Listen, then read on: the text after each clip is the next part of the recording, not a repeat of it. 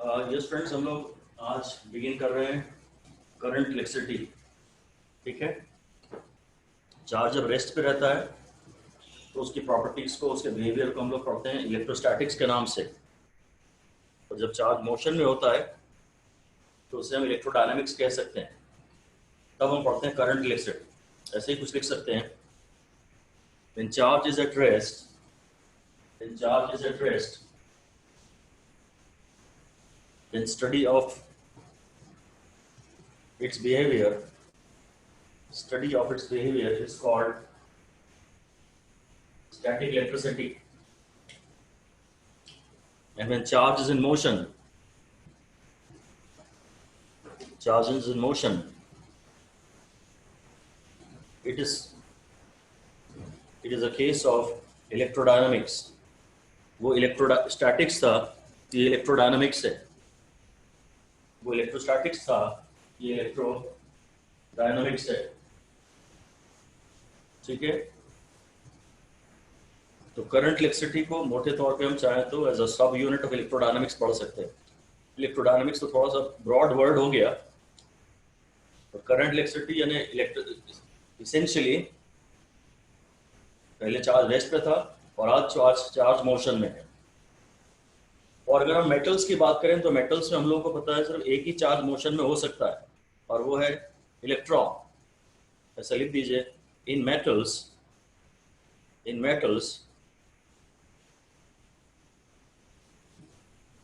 conduction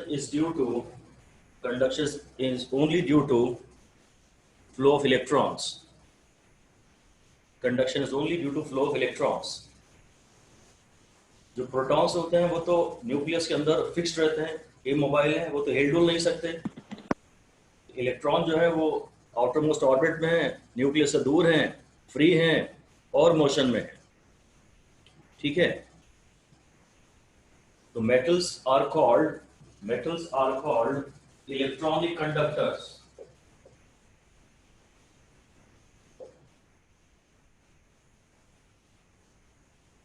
इनको हम charge carriers कहते हैं। जो चार्ज लेके चलते हैं वो चार्ज कैरियर्स हैं।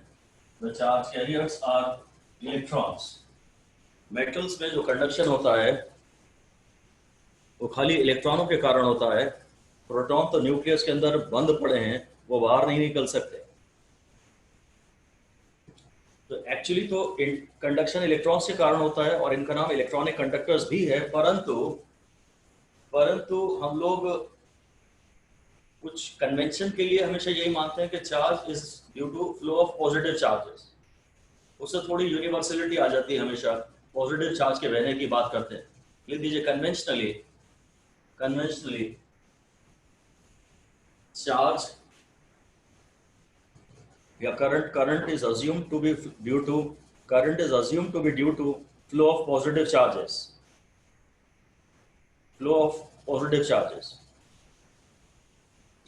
and therefore inside a metal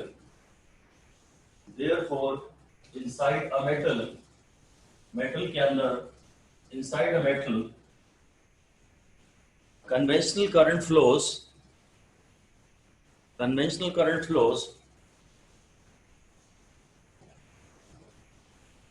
opposite to the direction of electron flow. Conventional current flows opposite to the direction of electron flow.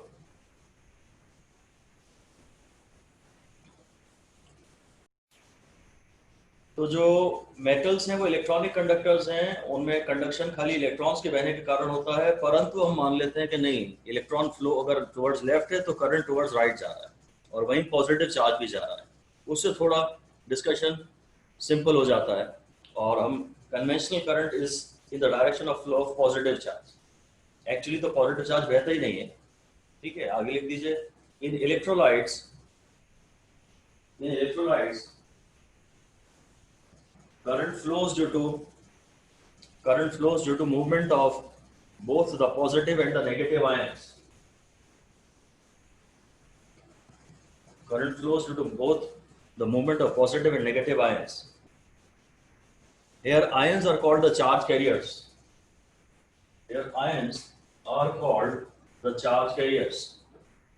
Ions को charge carriers कहते हैं।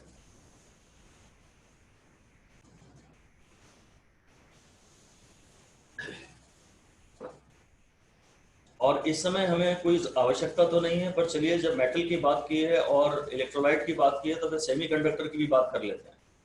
सेमीकंडक्टर अलग से हमें पढ़ना ही है, पर चलिए लिख दीजिए, इन semiconductors conduction is due to flow of electrons and holes, HOLES, holes. Semiconductor में conduction is due to flow of electrons and holes. Therefore, the charge carriers in semiconductors are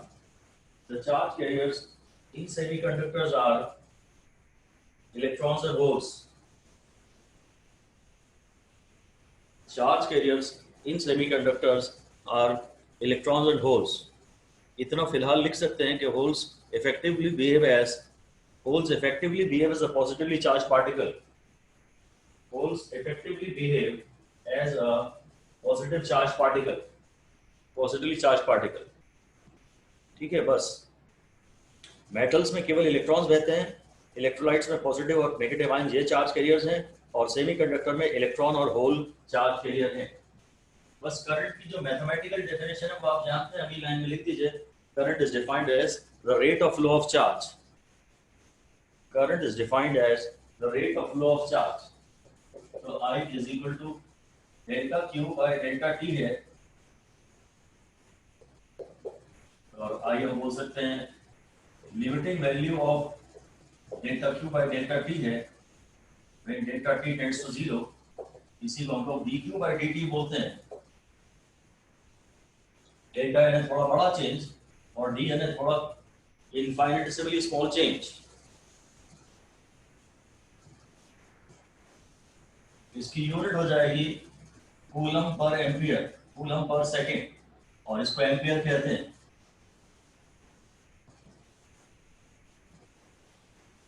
और चार्ज को नहीं, क्यू को नहीं, ये current को हम लोग फंडामेंटल क्वांटिटी में दर्शा देते हैं। एसआई सिस्टम में लिख दीजिए, ampere is one of the fundamental units in SI system.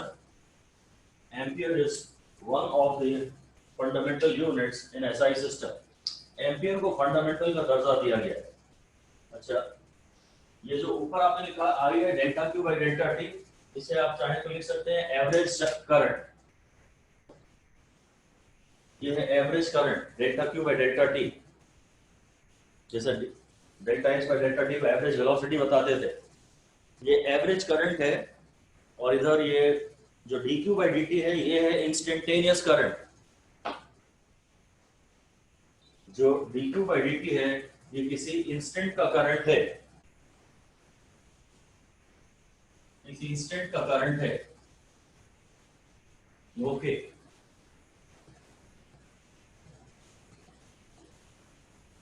बस एक फॉर्मूला हमारे पास आ गया। जरूरत पड़ेगी तो किसी भी चैप्टर में अगर हमें करंट निकालना है ना, किसी भी चैप्टर में, मान लीजिए वो कभी कहता है फोटो इलेक्ट्रिक करंट निकालो, तो यूजुअली फॉर्मूला यही लगेगा, I is equal to Q by T, जहां हद से क्यू का फॉर्मूला आपको एनी लेना पड़ेगा। लिख दीजिए any chapter, in any chapter और for any type of current we can use the formula I is equal to Q by T. अब वो D Q by D T को मैं क्यू बाई टी ही बोल रहा हूं बस डायमेंशनली।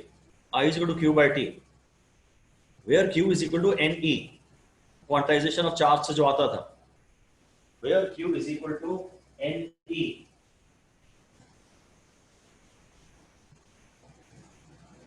ठीक है, इसलिए मैं अगर आपको एक क्वेश्चन दे सकता हूं कि Q की वैल्यू है 2t स्क्वायर प्लस 3, Q की वैल्यू है 2t square plus 3। Proper units में जो भी यूनिट्स है, कूलम वूलम मान लेते हैं। तो क्वेश्चन लिख दीजिए, calculate the charge that flows in the circuit, calculate the charge that flows in the circuit in the first second, the charge that flows in the circuit in the first second, the charge that flows in the circuit in the first second।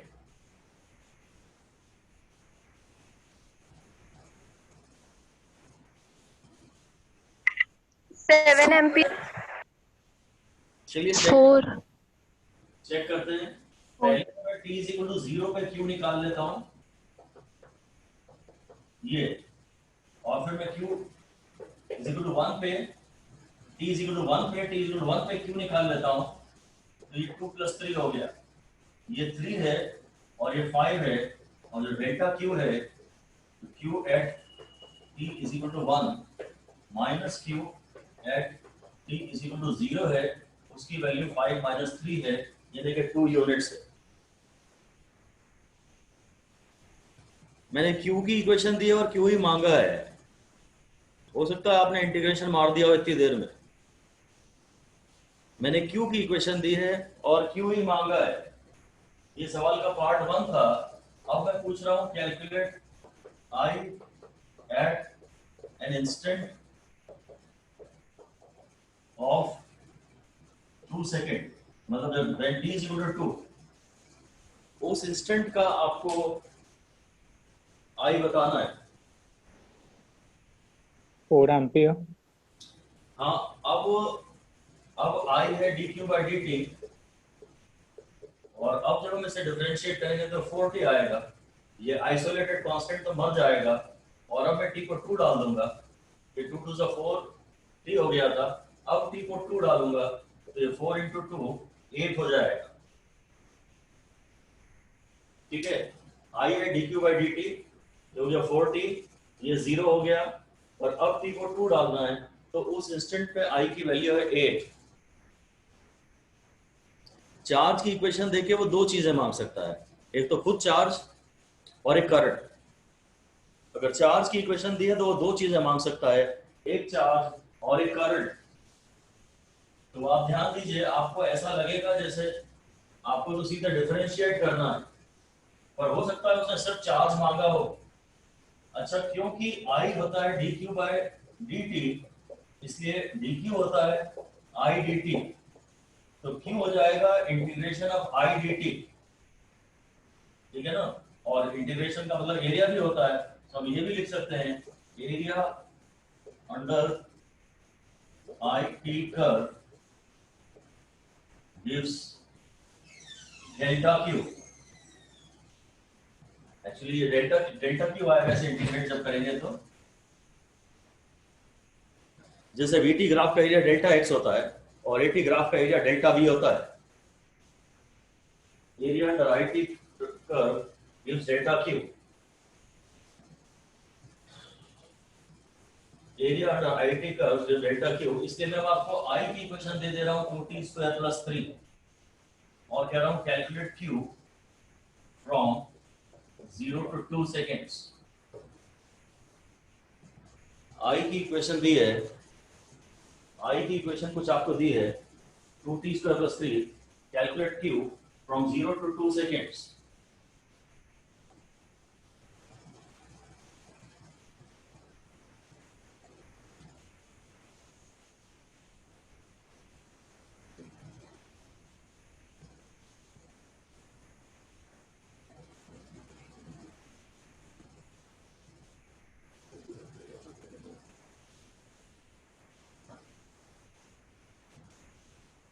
Q चाहिए, I है dq/dt, dq है I dt, Q है integration of I dt, और I की equation है 2t² + 3 dt from 0 to 2।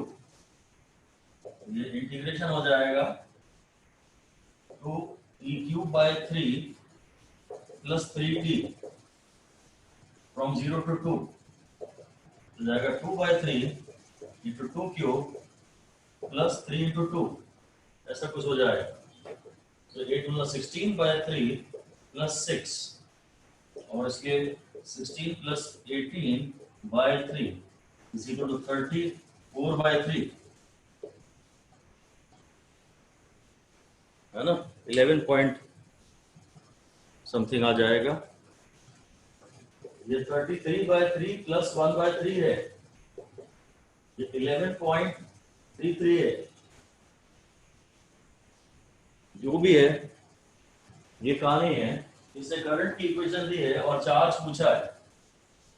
Charge हम लोगों को इंटीग्रेशन से मिलता है, चार्ज इंटीग्रेशन से मिलता है। ये याद दिलाने के लिए मैं एक जानकारी और दे रहा हूं, हालांकि कुछ भी इसमें से जरूरत नहीं है, पर फिर भी लिख दीजिए। Charge is measured by a ballistic galvanometer. Charge flowing in a circuit is measured by ballistic galvanometer. वैसे तो ये सिलेबस में नहीं है, ये एनसीईआरटी में नहीं है ये लाइन, फिर भी लिख दीजिए। Charge is measured by ballistic galvanometer. It is an integrating type of instrument. ये इंटीग्रेशन हो रहा है ना, it is an integrating type of instrument. It is an integrating type of instrument.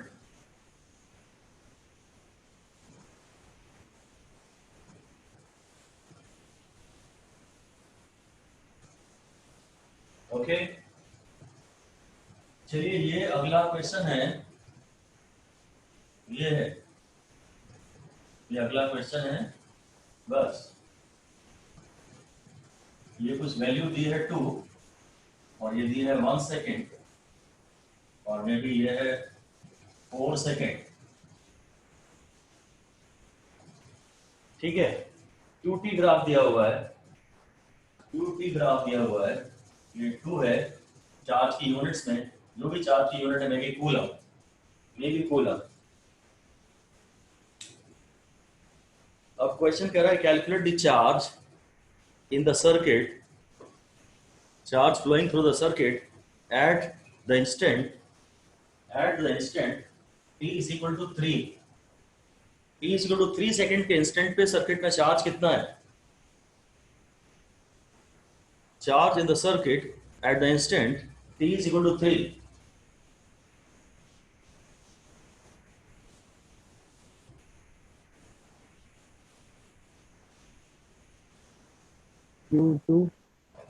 है 2 कूलम।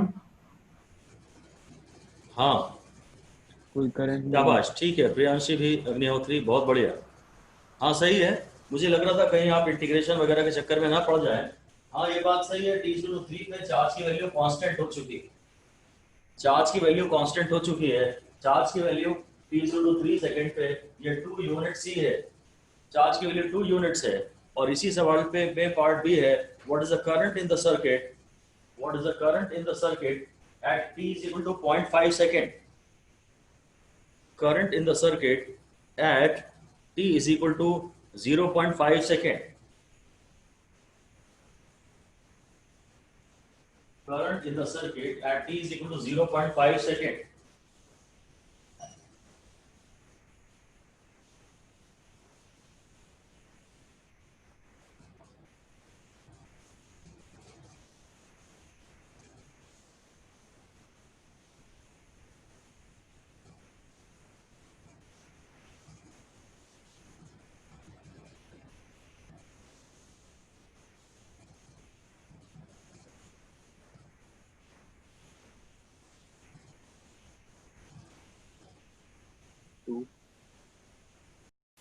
मैंने आपसे पूछा है I की वैल्यू यहां पर, अब I है यहां पे QT ग्राफ का स्लोप dq/dt है ना, लिख दीजिए I is equal to slope of QT graph, slope of QT graph. और यहाँ जो स्लोप है वो पूरा मैं tan theta perpendicular upon base से निकाल सकता हूँ।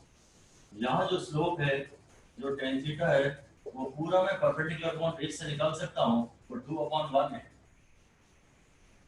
QT ग्राफ का जो स्लोप है I है dq/dt और dq/dt है स्लोप, dq/dt है स्लोप।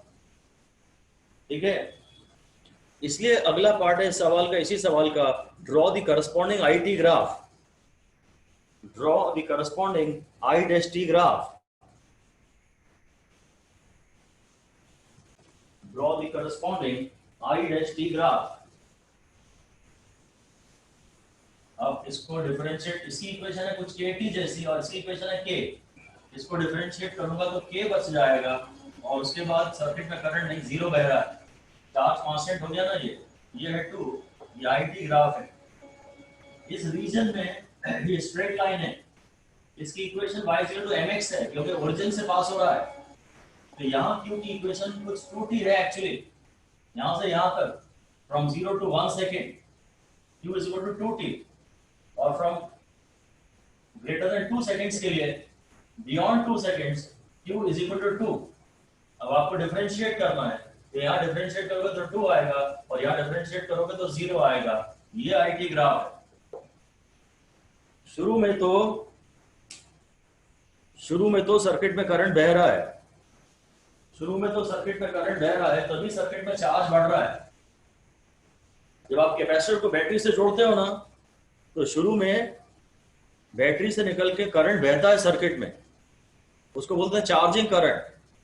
तो वो कैपेसिटर पे चार्ज बढ़ता है फिर उसकी वजह से, और जब कैपेसिटर पूरी तरह चार्ज हो जाता है ना, तो उस पर चार्ज कांस्टेंट हो जाता है।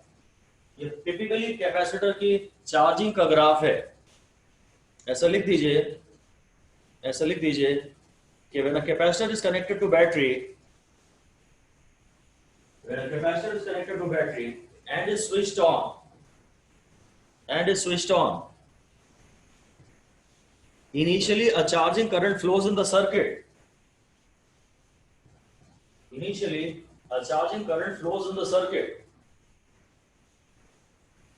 And charge deposited on the capacitor plates increases.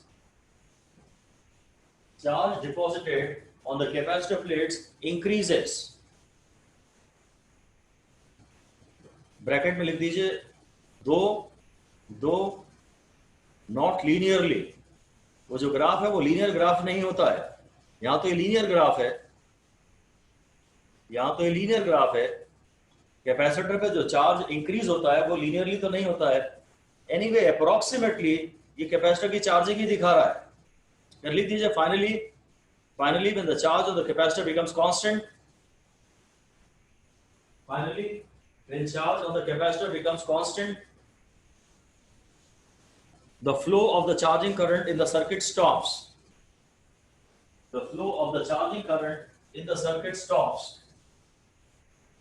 ये है, शुरू में कैपेसिटर सर्किट में करंट कांस्टेंट बह रहा है, तो चार्ज कांस्टेंट रेट पे बढ़ रहा है, और फिर करंट 0 हो गया है तो चार्ज का बढ़ना 0 हो गया है, करंट कांस्टेंट हो गया है। ऐसा लिखिए, फिर से लिखिए,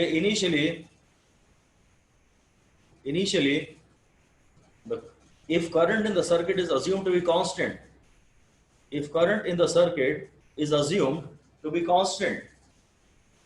करंट कांस्टेंट है,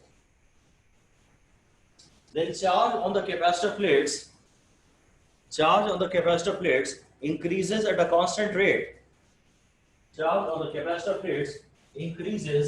constant rate. And when the capacitor attains steady state, STEADY, and when the capacitor attains steady state, current in the circuit becomes zero,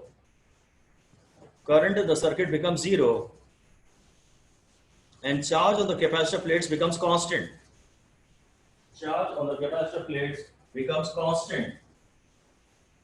sir एक बार रिपीट कर दीजिए last line. Initially, when current is constant, charge is increasing at a constant rate. And when current becomes 0, charge becomes constant. Current आता है ना तो अपने साथ charge लेके आता है। अब करंट नहीं आ रहा है तो चार्ज नहीं आ रहा है। चार्जिंग ऑफ कैपेसिटर हम इस चैप्टर में पढ़ेंगे, आरसी सर्किट, चार्जिंग और डिस्चार्जिंग। ये बातें एग्जैक्ट तो नहीं है पर अप्रोक्सीमेटली काफी कुछ सिचुएशन तो आपको क्लियर कर ही रही है। इतना लिख दीजिए कि the given graph approximately depicts DEPICTS approximately depicts charging of a capacitor.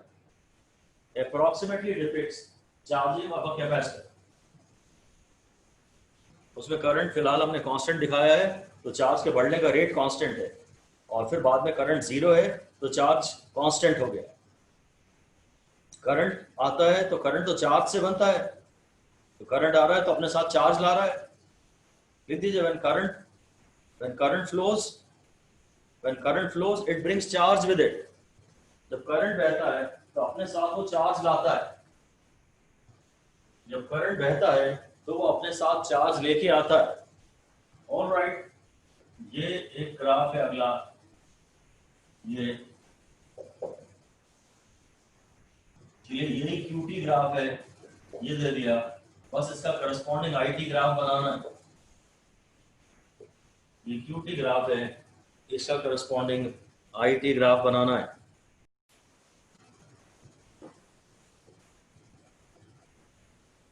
यहां करंट की चार्ज की इक्वेशन है कुछ kT, यहां चार्ज की इक्वेशन है कुछ खाली k, और यहां चार्ज की इक्वेशन है माइनस kT प्लस c.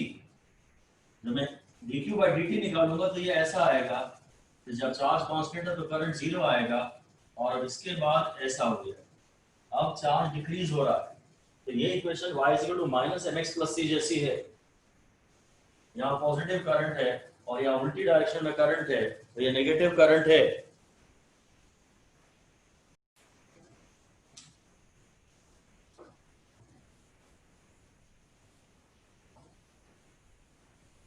ये आईटी ग्राफ दिया है और कह रहा है calculate charge flow through the circuit between 1 and 3 seconds.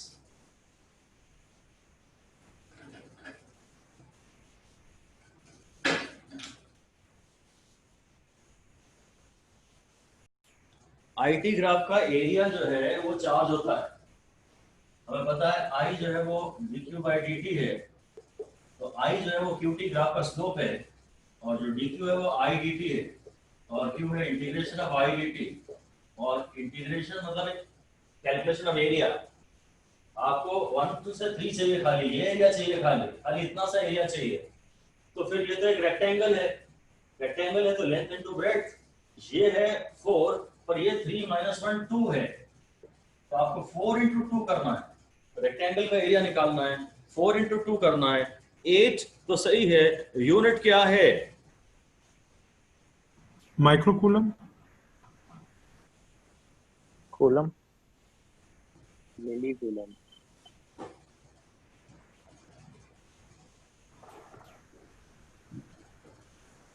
मिलीकूलम.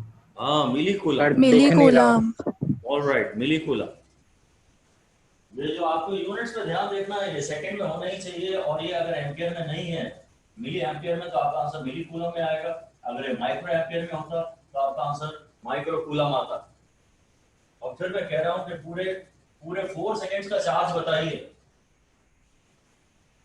पूरे 4 सेकंड्स का चार्ज बताइए.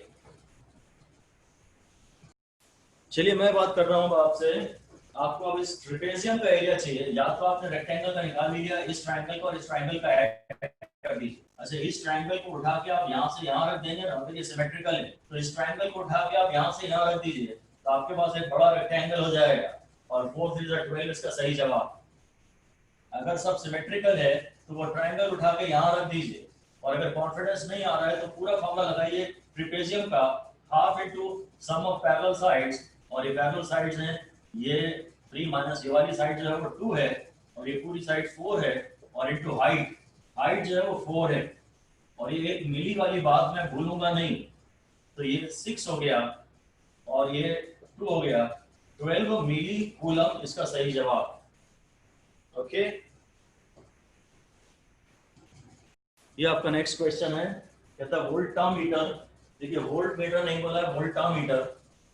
इलेक्ट्रोलिसिस जिस कंटेनर में आप कैरी आउट करते हैं उस कंटेनर को वोल्टामीटर कहते हैं. वोल्टामीटर में 3 × 10⁻18 monovalent ions flow per second to left and 6 × 10⁻19 bivalent ions flow per minute. ये ध्यान दीजिए, पर सेकंड है और ये पर मिनट है, टू राइट. पूरे सर्किट में वोल्टामीटर में आपको करंट बताना है.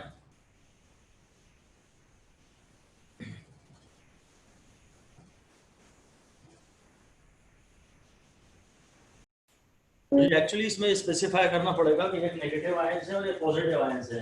जो मोनोवेलेंट आयंस है ना, मान लीजिए वो पॉजिटिव, ये पॉजिटिव आयंस है, और जो बाइवेलेंट आयंस है ये नेगेटिव आयंस है. ये चेंज करना पड़ेगा, आपको बताना पड़ेगा मेरे को कि एक पॉजिटिव आयन है और एक नेगेटिव आयन है.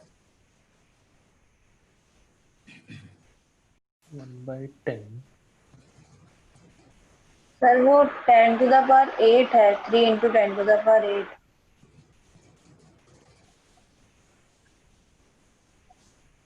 लास्ट थर्ड स्टेप में। चलिए मैं डिस्कस कर रहा हूँ इसे आपसे, देख लीजिए। पॉजिटिव आयंस जा रहे हैं टुवर्ड्स लेफ्ट, तो पॉजिटिव आयंस, पॉजिटिव चार्ज जहां जाता है वहीं करंट जाता है, ठीक है ना। तो करंट भी टुवर्ड्स लेफ्ट जाएगा, और ये पर सेकेंड है। और आई का I1 हो गया मेरा NE/T, n है 3 × 10⁻18, फिर ये E है, और टाइम इसने 1 सेकेंड ही दिया है। अब नेगेटिव आयंस है और वो बाइवेलेंट है, और पर मिनट बह रहे हैं इतने टू द राइट। अब जो I2 आएगा नेगेटिव आयंस के कारण, वो आएगा n'/2e, क्योंकि जो चार्ज है, जो आयन है उस पर 2e का चार्ज है अपॉन टाइम। जो I2 n' है इसका 6 × 10⁻19, चार्ज है 2e, और टाइम है 1 मिनट, पर मिनट है ना 60 सेकेंड। ये 6 और 6 कैंसिल हो गया, और ये एक 10⁻18 बना देगा, और ये वाला 2e बच जाएगा, ठीक है ना। ये 10⁻18 बन गया, और ये 2e बच गया पर सेकेंड में। अब टोटल करंट तो एडिटिव होगा। अच्छा, ये नेगेटिव आयंस टुवर्ड्स राइट जा रहे हैं, तो इनके कारण करंट टुवर्ड्स लेफ्ट जाएगा। नेगेटिव आयंस के डायरेक्शन में जो करंट बहता है, नेगेटिव आयंस जहां बहते हैं करंट उसकी उल्टी डायरेक्शन में बहता है, तो ये भी टुवर्ड्स लेफ्ट है, ये वाला भी टुवर्ड्स लेफ्ट है। तो टोटल करंट में ऐड करूंगा तो ये हो गया 3 + 2, फिर 10⁻18 E, ठीक है ना। इन दोनों को ऐड किया मैंने, इन दोनों का 3 + 2 10⁻18 E, तो ये हो जाएगा 5 × 10⁻18, 5 × 10⁻18 into E। अब E यानी 1.6 × 10⁻19, और 16 पैसा होता है 80, तो 1.6 × 5 हो गया 8, और इधर आ गया 10⁻−1, तो कुल मिला के आ गया 0.8 एम्पियर टुवर्ड्स लेफ्ट। ठीक जवाब है ये, ठीक है। दोनों के करंट को मैंने ऐड किया। पॉजिटिव आयन के कारण करंट, जहां पॉजिटिव आयन जा रहा है लेफ्ट में, तो करंट लेफ्ट में जाएगा, और नेगेटिव आयन अगर राइट में जा रहे हैं तो करंट लेफ्ट में जाएगा। और एक में पर सेकंड था और एक में पर मिनट था। ये सारी बातें आपको ध्यान रखनी है। नेक्स्ट हेडिंग हमारी ये है, equivalent current when charge moves in a circular path. ये चार्ज पार्टिकल है और वो इस सर्कुलर पाथ में घूम रहा है। एक ही चार्ज पार्टिकल है, बस एक ही चार्ज पार्टिकल। तो बस हमें तो बेसिकली यही बताना है कि I = Q/T टाइप की बात। ये T फिर इसका शायद टाइम पीरियड हो जाएगा। मुझे ये देखना पड़ेगा एक टाइम पीरियड में इस पॉइंट से इस पॉइंट तक टोटल कितना चार्ज का मूवमेंट हुआ, और 1 टाइम पीरियड होता है फ्रीक्वेंसी, और ओमेगा होता है 2πf। तो फ्रीक्वेंसी की जगह मैं लिख सकता हूं ω/2π, और फिर v होता है r ω, तो ओमेगा की जगह मैं v/r भी लिख सकता हूं। तो qv/2πr, ये भी फॉर्मूले चार्ज करंट के हो सकते हैं। करंट अगर चार्ज कभी सर्कुलर पाथ में चल रहा है, अगर सर्कुलर पाथ में चल रहा है, तो एक टाइम पीरियड t में मुझे देखना पड़ेगा टाइम पीरियड t में यहां से यहां तक टोटल कितना चार्ज मूव मोशन में आया। हो सकता है पूरे पाथ में ही चार्ज हो, यहां सब में चार्ज हो, मुझे फिर टोटल चार्ज गिनना पड़ेगा कि एक टाइम पीरियड जिसे मैं कह रहा हूं उतने टाइम पीरियड में कितना चार्ज मोशन में आएगा। खैर हमें तो इन्हीं की ज्यादा जरूरत पड़ती है।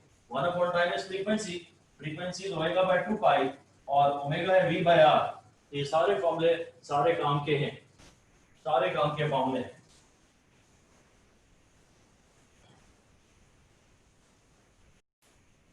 ये क्वेश्चन है, हाइड्रोजन एटम में electron revolves around a nucleus with a frequency of 6.6 × 10⁻15। ये पता नहीं PS क्या लिखा है इसके बाद मैंने, 6.6 × 10⁻15 per second। What is the equivalent current?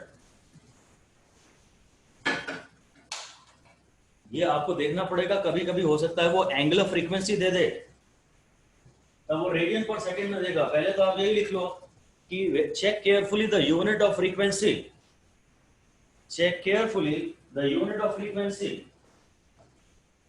It may be cycle per second और revolutions per second, that is hertz, cycle per second या revolution per second, उसको hertz कहते हैं और वो actually f है, it is equal to f, but it might also be given in the units of, it might also be given in the units of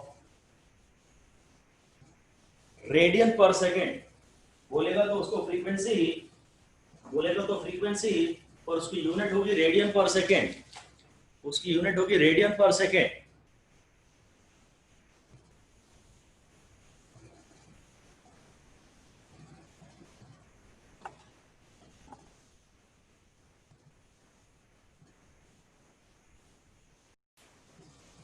ये देखिए actually I का formula है Q by T और 1/टाइम मैंने frequency, और frequency in लोगों ने दी है, शायद रियलिस्टिक डेटा दिया है। एटॉमिक स्ट्रक्चर अगर आप पढ़ चुके हैं तो आप जानते हैं, शायद यही फिगर होता है, याद रह जाए तो अच्छा है।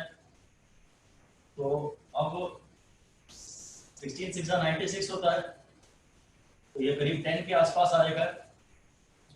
6 को मैं थोड़ा बड़ा कर रहा हूँ 1.5 टाइम्स, ये 10 के आसपास आ जाएगा, इंटू 10⁻⁴ यानी 10⁻³ एम्पियर, यानी कि 1 मिली एम्पियर। ये एक स्टैंडर्ड रिजल्ट है जो कि आपको याद रख लेना चाहिए, चाहे वो फर्स्ट ऑर्बिट में इलेक्ट्रॉन का v दें, चाहे ओमेगा दें, चाहे f दें, जो इक्विवेलेंट करंट बनता है इलेक्ट्रॉन के घूमने से न्यूक्लियस पे, वो हमेशा 1 मिली एम्पियर के आसपास आता है।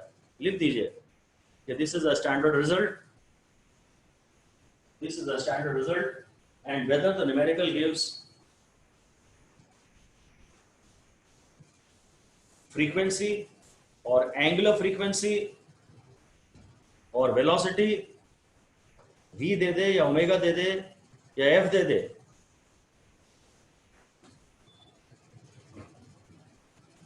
the equivalent current due to motion of electron in first allowed orbit, ये first allowed orbit की बात है जिसका कि रेडियस 0.53 डिग्री आर्मस्ट्रांग होता है, ये वेलोसिटी दे देगा और रेडियस दे देगा। तो आप EBR/2 से निकाल लेना फॉर्मूला, EB/2πr से, QV/2πr। इक्विवेलेंट करंट हमेशा 1 मिली एम्पियर आता है, इक्विवेलेंट करंट हमेशा 1 मिली एम्पियर आता है। सेकंड में नहीं दी।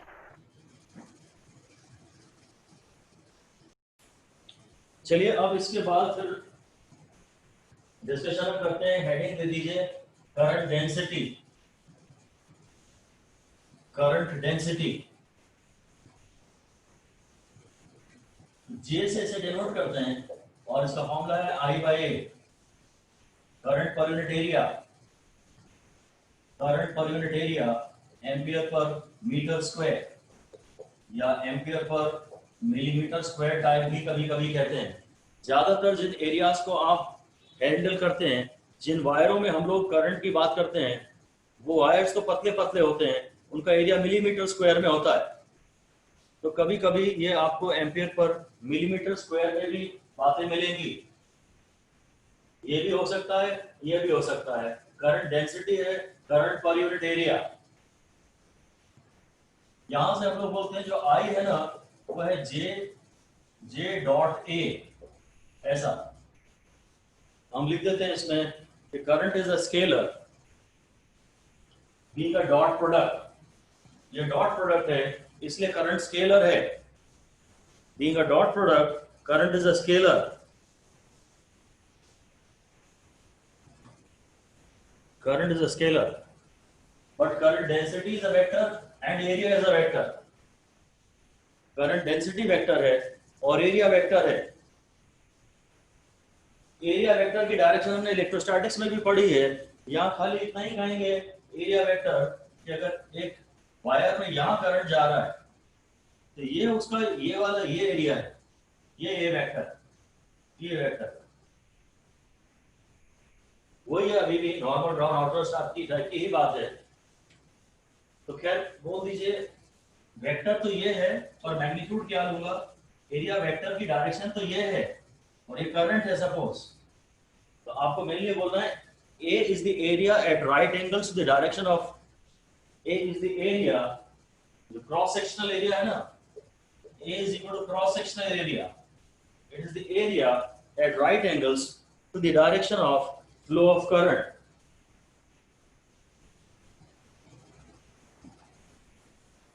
A is the area at right angles to the direction of flow of current. ये भी एक वेक्टर है, आप पहले ही जानते हैं, और एक्चुअली ये भी वेक्टर है और ये स्केलर। ये थोड़ी इंटरेस्टिंग बात है, एक्सेप्शनल है, हालांकि पेपर में मैंने इसे कभी भी आते हुए नहीं देखा कि करंट स्केलर है। करंट में मैग्नीट्यूड भी होता है 2 एम्पियर, 3 एम्पियर, 4 एम्पियर, और हम सर्किट में हमेशा करंट की डायरेक्शन भी दिखाते हैं, फिर भी हम उसे स्केलर की तरह ट्रीट करते हैं। हम ट्रीट नहीं करते। बेसिक बात है कि करंट में 3 + 4 हमेशा 7 ही होता है, कभी 3 एम्पियर + 4 एम्पियर 5 बनता ही नहीं है। It always adds like scalars. लिख दीजिए, ऑल राइट, लिखिए current has magnitude and direction. Current has both magnitude and direction, but it acts like scalars. It acts like scalars.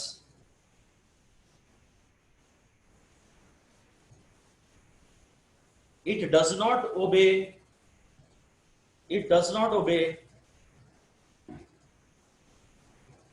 laws of vector addition.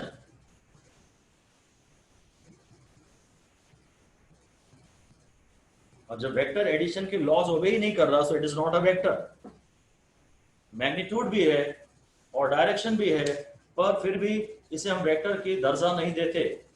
Current हमेशा, अगर वो बोलेगा यहाँ से 3 ampere आ रहा है और यहाँ से 4 एम्पियर आ रहा है, ये तो यहाँ कितना जाएगा, ये 3 और 4 राइट एंगल्स पे है हालांकि, पर ये हमेशा 7 एम्पियर ही होगा। अगर मैं पाइथागोरस थ्योरम लगाता तो 3 और 4 मिलके शायद 5 हो जाए। हम लोग बाद में पढ़ेंगे एसी करंट्स। जो एसी करंट्स होते हैं ना, they act like vector, alternating current. आज शायद हम डीसी करंट की बात कर रहे हैं। ये 5 स्टार लगा के अभी लिख दीजिए, AC current acts like vectors. AC current acts like vectors.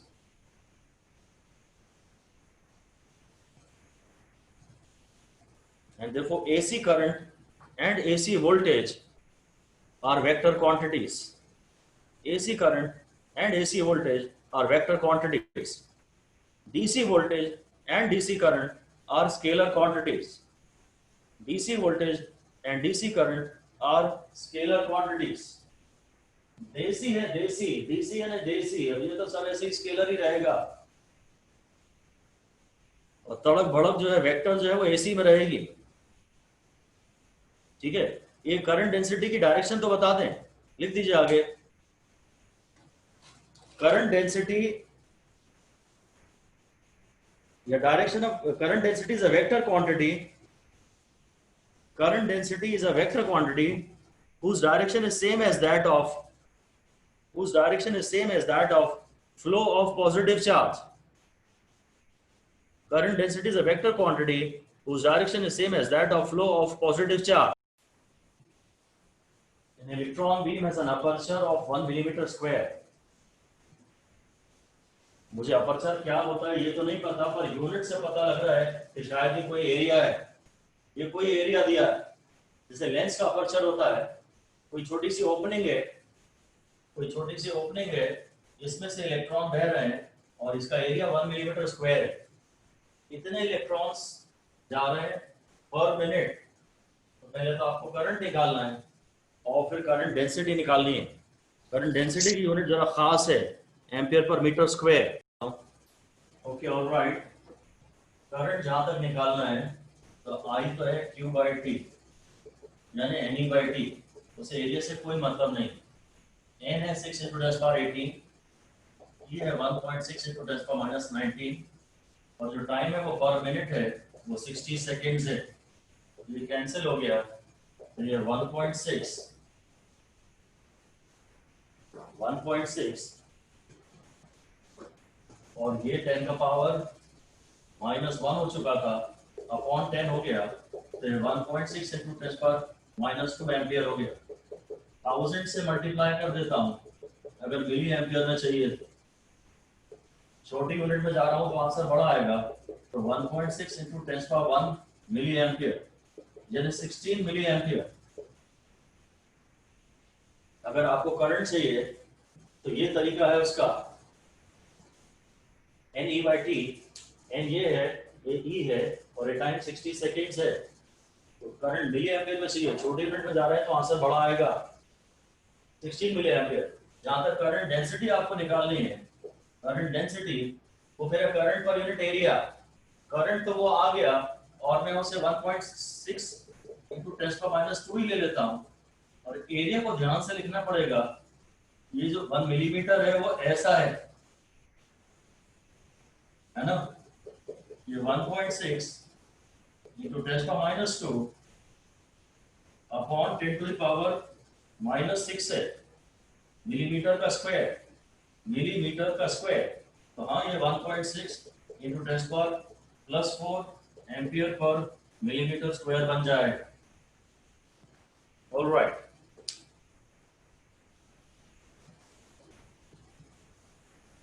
ठीक है। करंट डेंसिटी का current per unit area, area की यूनिट न्यूमेरिकल में हमें जरा सा ध्यान से देखनी पड़ेगी, बाकी कैलकुलेशंस में कोई दिक्कत नहीं है। करंट डेंसिटी एक वेक्टर क्वांटिटी है, हो सकता है सवाल ने अगर पर्याप्त जानकारी दी हो तो करंट डेंसिटी की डायरेक्शन भी मांग ले। जो हम करंट की डायरेक्शन बताते हैं पॉजिटिव चार्ज के बहने की डायरेक्शन में, वो एक्चुअली करंट डेंसिटी की डायरेक्शन होती है। करंट तो स्केलर है, हम करंट की तो डायरेक्शन बता नहीं सकते, अप्रोक्सीमेटली बता लेते हैं। करंट डेंसिटी एसोसिएटेड वेक्टर है actually. Thermal current in isolated conductor, मैं कंडक्टर की बात कर रहा हूं, मेरा मतलब है मैं इस समय मेटालिक कंडक्टर की बात कर रहा हूं।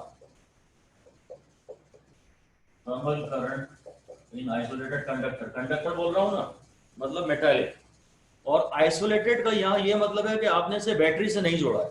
अब इस चैप्टर में तो आप वायरों को, रेजिस्टर को या कंडक्टर को बैटरी से जोड़ते हैं। लिख दीजिए, isolated means not connected to battery. Isolated means not connected to battery. तो बस ये लिख दीजिए, inside a metallic conductor, free electrons move randomly in Brownian motion. Free electrons move randomly in Brownian motion. And during this random motion,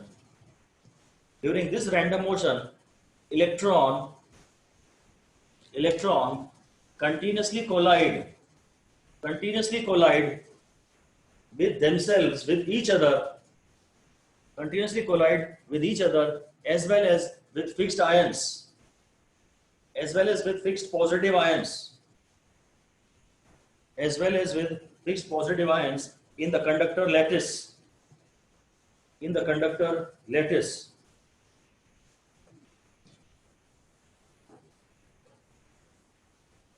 इनमें Brownian motion हो रहा है, temperature के कारण इनमें रैंडमनेस है। जो इलेक्ट्रॉन्स हैं इनमें रैंडम वेलोसिटी है और टक्कर हो रही है। एक इलेक्ट्रॉन अभी यहाँ जा रहा है, टक्कर होगी यहाँ आएगा, फिर टक्कर होगी यहाँ आएगा, और अगली टक्कर में हो सकता है यहाँ जाएगा। ऐसे कंटिन्यूसली वो वहीं घूमता रहेगा। रैंडम के कारण या रैंडमनेस की ही बात बस कर लेते हैं। रैंडमनेस का एवरेज तो हमेशा हम 0 लेते हैं। लिख दीजिए, average of randomness is always 0। Average of randomness is always 0. So net displacement in an electron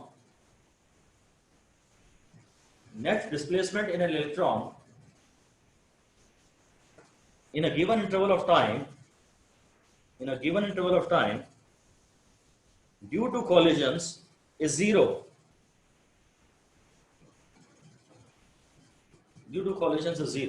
जो रैंडमनेस है उसका एवरेज 0 है। अच्छा, करंट है rate of flow of charge, तो अब इसमें चार्ज आगे फ्लो तो हो ही नहीं पा रहा ना।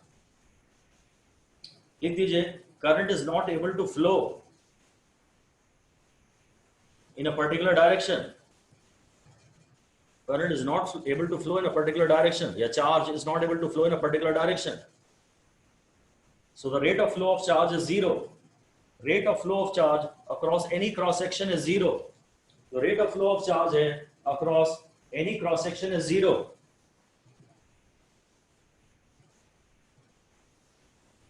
ठीक है, इसलिए डिसीजन ये हो गया कि random velocity of electrons is zero. Random velocity of electrons is zero. Displacement क्योंकि जीरो है, वहीं वहीं घूम रहा है, तो रैंडम वेलोसिटी जीरो है. और लिख दीजिए इसलिए आगे, बस कोई खास स्टार स्टार लगाने लायक पॉइंट नहीं है, ऐसे ही सिंपल लिख दीजिए. So random motion of electrons, random motion of electrons does not contribute to current. Random motion of electrons does not contribute to current.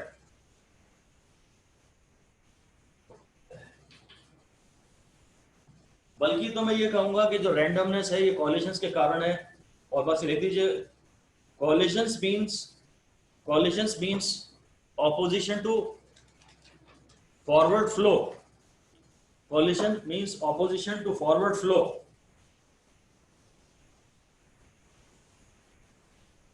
So this randomness due to collisions is a measure of resistance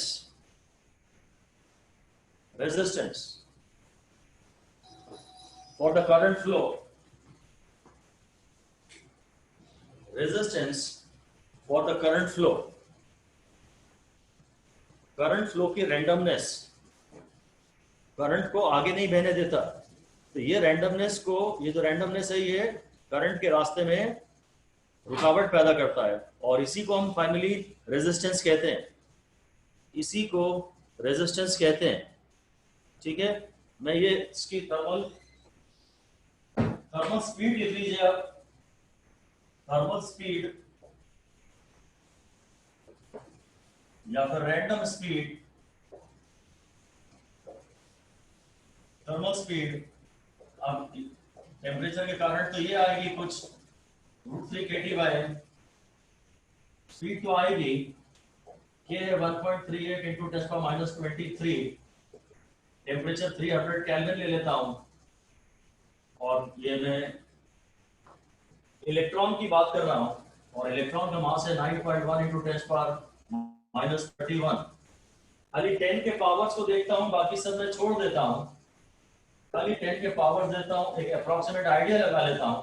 ये -21 हो गया, 10⁻⁻21 हो गया, और इधर 10⁻31 हो गया, तो ये करीब 10⁻10 है. तो जो रैंडम स्पीड है that is of the order of 10⁵ metre per second. ये सारी कैलकुलेशंस किसी काम की नहीं है. एक थोड़ा सा एक आइडिया ये है कि हाँ, इस फॉर्मूले से हमने कैलकुलेशन की है. टेम्परेचर है ना, टेम्परेचर है तो वेलोसिटी तो यही होगी. तो जो एवरेज स्पीड है, जो थर्मल टेम्परेचर के कारण जो स्पीड आई है वो करीब 10⁵ मीटर पर सेकेंड है. तो फिर से लिख दीजिए random speed 10⁵ metre per second, but random velocity zero.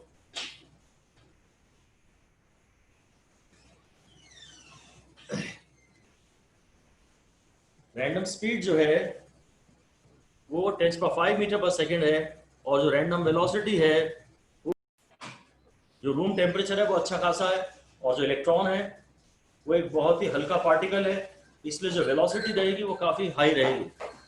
10⁸ metre per second की तुलना में तो खैर वो अभी भी नेग्लिजिबल ही है, परंतु फिर भी सिग्निफिकेंट है. मेटल के अंदर इलेक्ट्रॉन की टेम्परेचर के कारण जो स्पीड होती है उसको थर्मल स्पीड कहते हैं. तो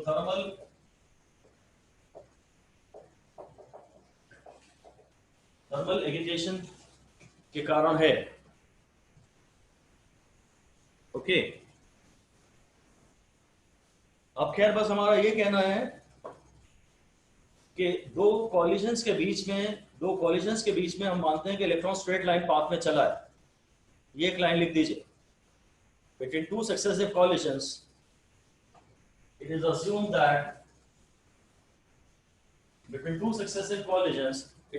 that electron moves in a straight line path electron moves in a straight line path.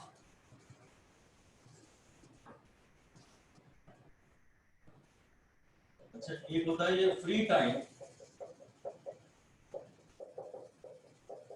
यानी time between two successive collisions, और फिर एक है मीन फ्री टाइम।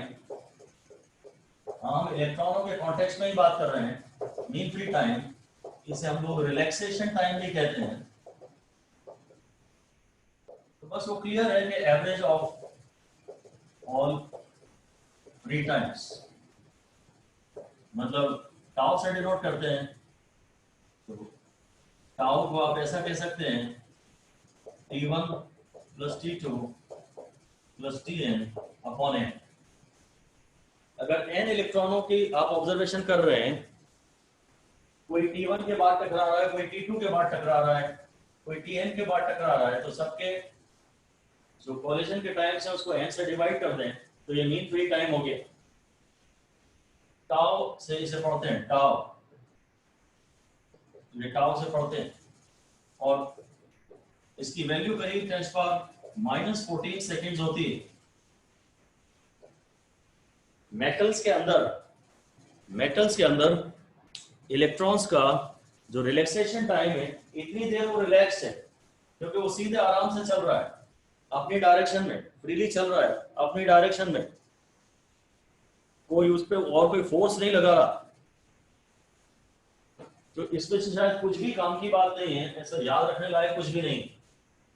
हाँ, टाउ का टर्म खाली आपको एक हमने इंट्रोड्यूस कर दिया है। आपसे पूछते हैं वैक्यूम के अंदर बताइए, ये मेटल के अंदर नहीं चल रहा है इलेक्ट्रॉन, वैक्यूम के अंदर चल रहा है, तब उसका टाउ कितना है?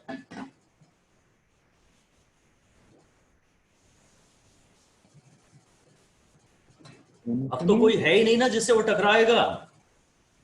लिख दीजिए, the collisions occur inside metal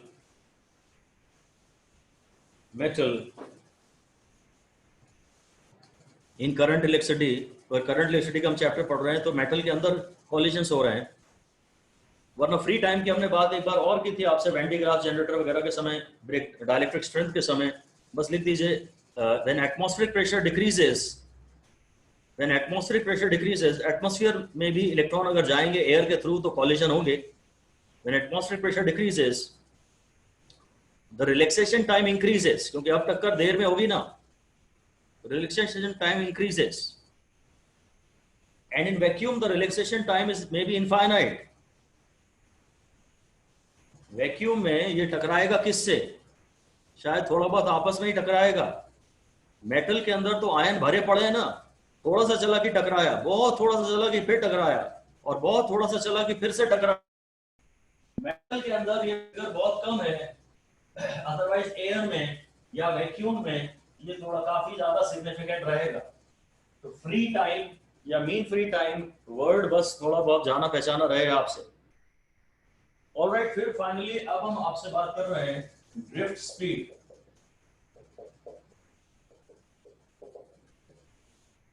drift speed, इसको पहले ही डिफाइन कर देते हैं, average speed acquired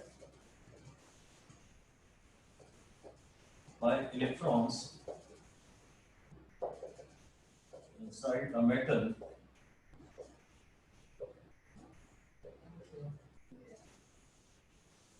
under the influence of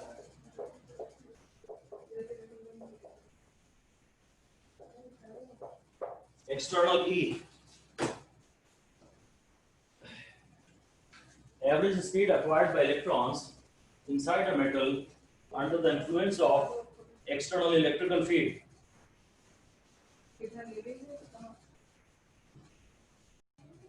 एक स्पीड आती है या वेलोसिटी आती है टेम्परेचर के कारण, वो तो रैंडमनेस उसका तो जीरो हो जाता है। Randomness does not contribute to any current.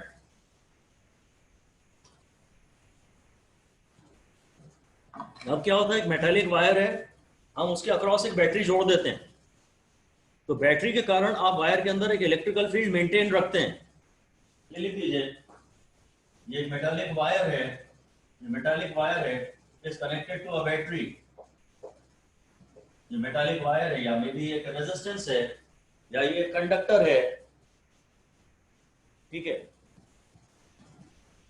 इसके रेजिस्टेंस की बात करेंगे तो रेजिस्टर है, इसके कंडक्टेंस की बात करेंगे तो कंडक्टर है। ये तो वायर है, थोड़ा बहुत रेजिस्टेंस तो होगा इसमें। जब हम इसके अक्रॉस एक बैटरी जोड़ देते हैं, when a battery is connected across a metallic wire, an electrical field is established, between the two ends of the wire. Electrical field is established between the two ends of the wire.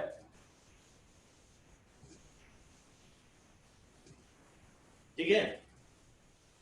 आप जानते हैं charge high potential से low potential तक बहेगा current, और अब यहाँ ऐसा कभी भी नहीं होगा कि करंट हाई पोटेंशियल से लो पोटेंशियल पे बह रहा है तब तक जब तक दोनों पॉइंट्स के पोटेंशियल बराबर हो गए। यहाँ तो पोटेंशियल कभी बराबर हो ही नहीं सकता। अगर आइसोलेटेड कंडक्टर होता, अगर दो आइसोलेटेड कंडक्टर होते और मैं उन्हें जोड़ देता तो चार्ज हाई से लो तक बह जाता। यहाँ तो बैटरी जोड़ी है, उसके अंदर केमिकल रिएक्शन से एनर्जी बार बार जनरेट होती जा रही है। आइसोलेटेड मतलब जब बैटरी नहीं है, और अगर बैटरी है तो इलेक्ट्रिकल फील्ड यहां पे लिख दीजिए, the battery maintains potential difference across the two ends of the wire continuously. Battery maintains potential difference across the two ends of the wire continuously.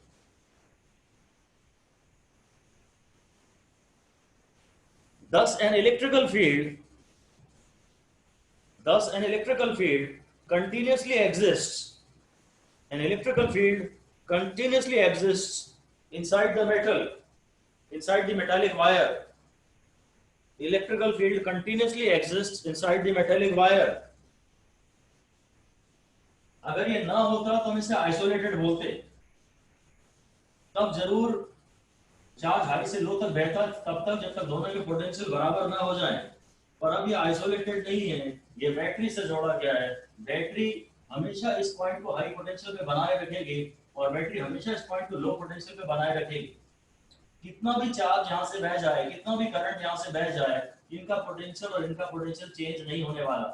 तो पोटेंशियल डिफरेंस अगर है तो E का फॉर्मूला होता है माइनस dV/dx। अगर potential difference finite है तो E फाइनाइट है, तो वायर के अंदर एक इलेक्ट्रिकल फील्ड कंटिन्यूअसली एग्जिस्ट करती है। ठीक है ना।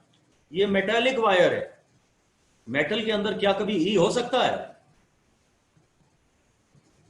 यहां तो हम कह रहे हैं मेटल के अंदर कंटिन्यूअसली E है, मेटल के अंदर E नहीं हो सकता, केवल एक कंडीशन में, इलेक्ट्रोस्टैटिक्स। अभी तो इलेक्ट्रोस्टैटिक्स है ही नहीं। लिख दीजिए, अलग से स्टार लगा के लिख दीजिए कि in the chapter of electrostatics, E does not exist, E cannot exist inside a metal. E cannot exist inside a metal.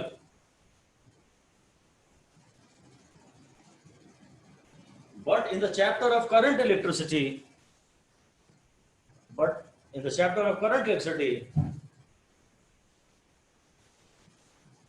a current will flow in the wire. Only if there exists EXISTS an electrical field. There exists an electrical field continuously inside the wire. Wire में current केवल तब जाएगा जब यहाँ field होगी, क्योंकि field होगी तो फोर्स होगा, और फोर्स होगा तो इलेक्ट्रॉन चलेंगे।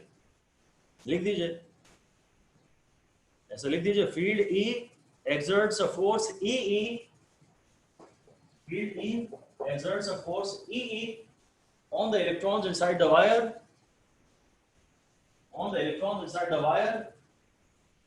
in a direction opposite to that of E.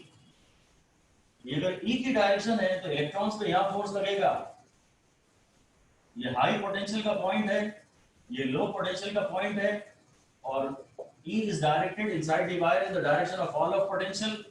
Electron negative positive charge पे फोर्स फील्ड की डायरेक्शन में लगता है और नेगेटिव चार्ज पे फोर्स फील्ड के अगेंस्ट लगता है। इलेक्ट्रॉन्स पे फोर्स यहाँ लगेगा और इसलिए कन्वेंशनल पॉजिटिव चार्ज यहाँ बहेगा, इसलिए करंट यहाँ बहेगा। अगर फील्ड होगी तो ही फोर्स होगा और फोर्स होगा तो ही करंट बहेगा। अगर फील्ड होगी तो ही फोर्स होगा और फोर्स होगा तो ही करंट बहेगा। अब तो यहाँ फील्ड होना जरूरी है।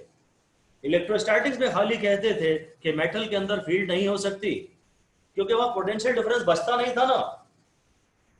इलेक्ट्रोस्टैटिक्स में भी आप जैसे ही चार्ज दोगे तब तो थोड़ी देर फील्ड रहेगी, पर जब चार्ज पूरा स्टेडी स्टेट अक्वायर कर लेगा, जहां पहुंचना है वहां पहुंच जाएगा, स्किन पे पहुंच जाएगा, उसके बाद अंदर फील्ड नहीं रहेगी।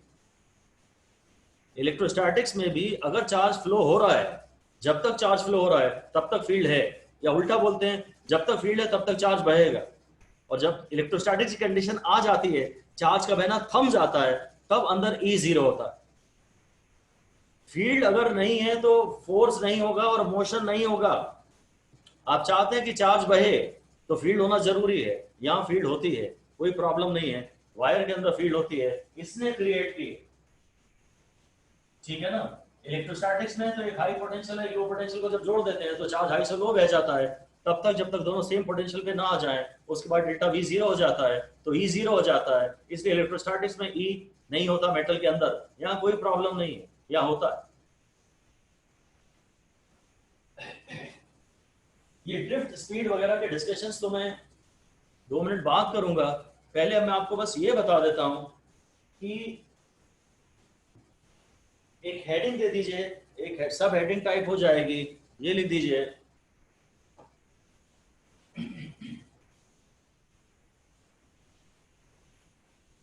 इंपॉर्टेंट हेडिंग है wire carrying current is electrically neutral.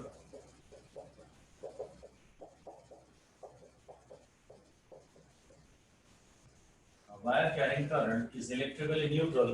ये हमारी हेडिंग है और ये काफी इंपॉर्टेंट है।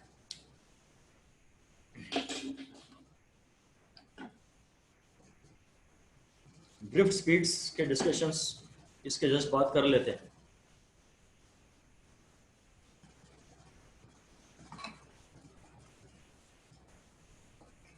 क्या होता है कि एक तो सर्किट करंट केवल तब बहता है जब सर्किट क्लोज्ड हो, ये लाइन लिख दीजिए। Current flows in a circuit only if the circuit is closed. Current flows in a circuit only if the circuit is closed.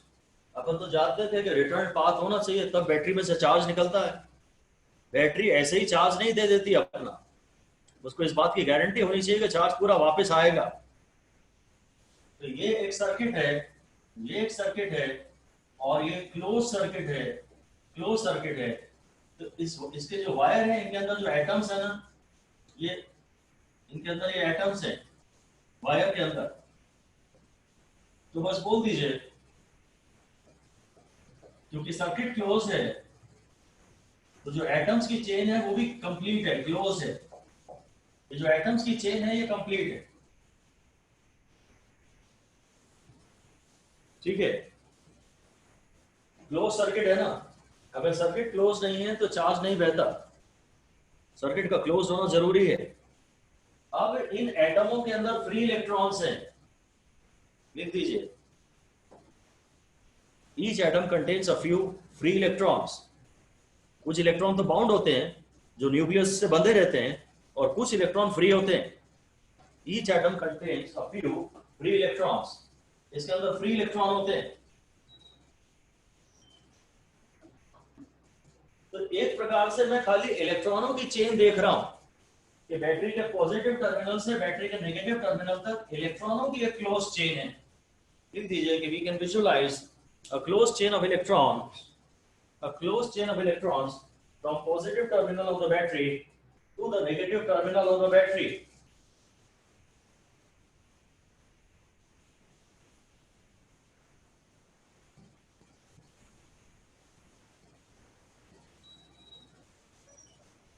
Electrons की यहाँ पे एक क्लोज चेन है, और इसलिए क्या होता है कि अगर मैं यहाँ के एटम की अब बात करूं, अब मैं आपसे यहाँ के एटम की बात करूं,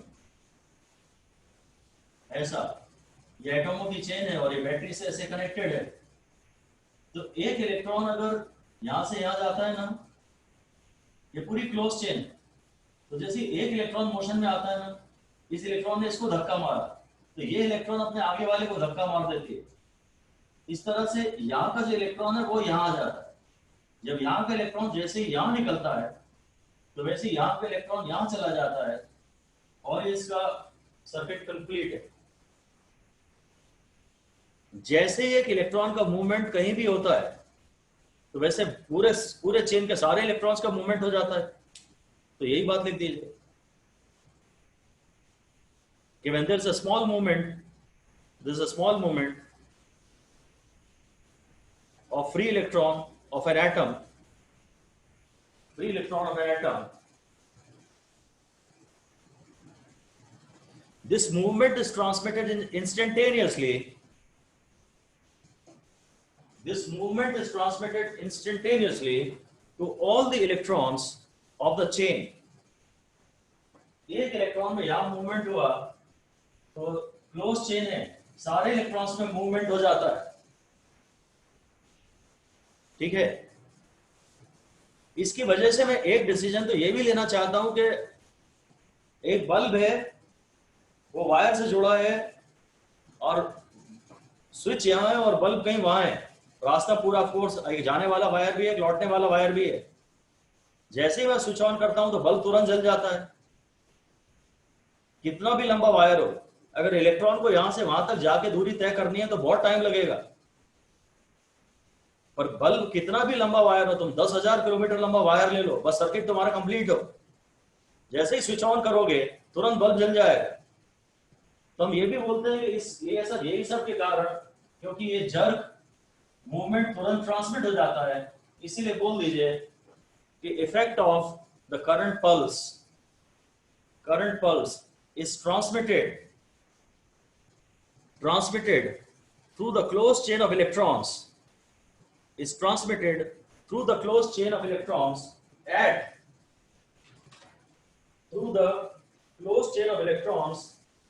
at the speed of light. जैसे ये मूवमेंट में आएगा वैसे ही सारे मूवमेंट में आएंगे, और हम मानते हैं कि जो करंट पल्स है वो लाइट की स्पीड पे ट्रेवल करती है। जो करंट पल्स है वो लाइट की स्पीड पे ट्रेवल करती है, ठीक है। असली बात केवल ये है कि इस एटम में इसका एक इलेक्ट्रॉन जब इधर से थोड़ा बाहर जाता है, इधर जाने के लिए एक इलेक्ट्रॉन हल्का सा यहाँ जाने के लिए बाहर जाता है, तो पीछे से उतना ही इलेक्ट्रॉन एक एंटर कर जाता है। जितना एक इलेक्ट्रॉन इसमें से निकलता है उतना ही एक इलेक्ट्रॉन दूसरा इस एटम के अंदर घुस जाता है। ये मेन बात है। अगर एक एटम से एक इलेक्ट्रॉन निकल जाए तो वो एटम पॉजिटिव आयन बन जाएगा, ठीक है। यहां पर हमारा ये कहना है कि जिस वायर में से करंट जा रहा है उसका कोई भी एटम कभी भी आयन नहीं बन पाता, इसमें करंट कैरिंग वायर में पॉजिटिव आयन होते ही नहीं है, क्योंकि जैसे ही यहां से एक इलेक्ट्रॉन निकला वैसे ही दूसरा इलेक्ट्रॉन घुस जाता है, जैसे जैसे निकलता जाता है वैसे वैसे ये घुसता जाता है। अगर ऐसा होता कि ये इलेक्ट्रॉन यहां आ गया तो थोड़ी देर के लिए इसमें पॉजिटिव चार्ज डेवलप हो जाता, और तब ये वायर इलेक्ट्रिकली न्यूट्रल नहीं कहलाता। बस ऐसा ही लिख दीजिए आप, तो each atom continuously remains electrically neutral, each atom continuously remains electrically neutral, continuously electrically neutral. लिख दीजिए there are no positive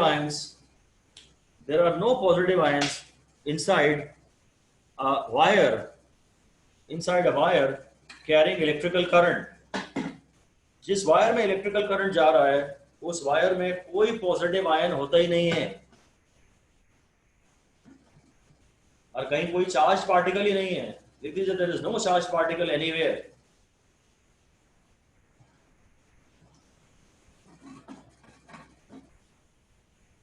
हम तो इलेक्ट्रॉन का भी मना कर, हमने जब कह दिया कोई चार्ज पार्टिकल नहीं है तो हमने तो इलेक्ट्रॉन का भी मना कर दिया। हम कह रहे हैं जब वायर में करंट बह रहा है ना तो चार्ज है ही नहीं, हालांकि चार्ज के बहने से ही करंट जा रहा है, पर किसी भी यूनिट वॉल्यूम में नेट चार्ज हमेशा जीरो रहता है। लिख दीजिए though charge is flowing, though charge is flowing and current is due to flow of charge, and current is due to flow of charge, but the net charge in any volume, net charge in any volume, any volume inside the wire is continuously zero, continuously zero। ठीक है, अब अगर charge होता तो intensity के Q by are square पैदा करता, अब कहीं चार्ज ही नहीं है तो करंट के बहने की वजह से कोई एडिशनल इलेक्ट्रिकल फील्ड पैदा नहीं हुई है। लिख दीजिए since there is no net charge anywhere in the wire, there is no net charge anywhere in the wire, and there's no net charge anywhere in the wire, and because the wire is electrically neutral, and because the wire is electrically neutral,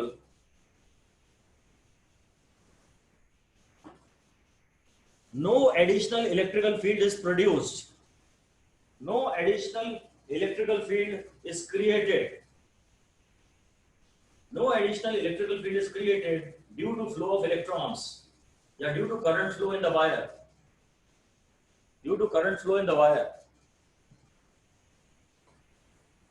neither inside the wire nor outside the wire, न तो wire के अंदर और न wire के बाहर कहीं कोई इलेक्ट्रिकल फील्ड पैदा नहीं होती है, कहीं कोई इलेक्ट्रिकल फील्ड पैदा नहीं होती है। ठीक है, यानी डिसीजन ये है कि इलेक्ट्रोस्टैटिक्स का केस है, अगर इलेक्ट्रोस्टैटिक्स का केस है तब तो अंदर फील्ड है ही नहीं, पर अगर करंट बह रहा है तो फील्ड है उस बैटरी के कारण जो आपने बाहर से लगाई है। पर अब जो चार्ज नया बह रहा है, अगर मैं कहता चार्ज बह रहा है, अगर मैं आपसे कहता कि इलेक्ट्रॉन बीम हवा में बह रही है, इलेक्ट्रॉन बीम हवा में बह रही है, तो उस इलेक्ट्रॉन के बीम के आसपास इलेक्ट्रिकल फील्ड होती,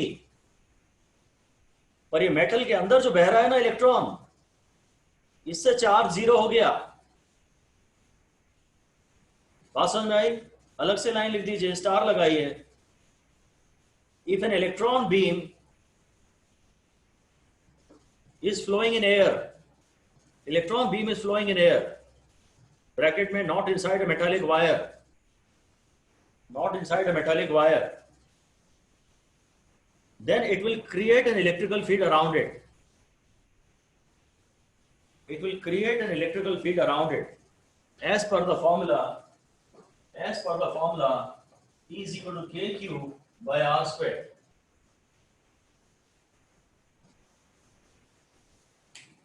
इलेक्ट्रॉन मेटल में बह रहे हैं बात अलग है, और इलेक्ट्रॉन हवा में बह रहे हैं बात अलग है।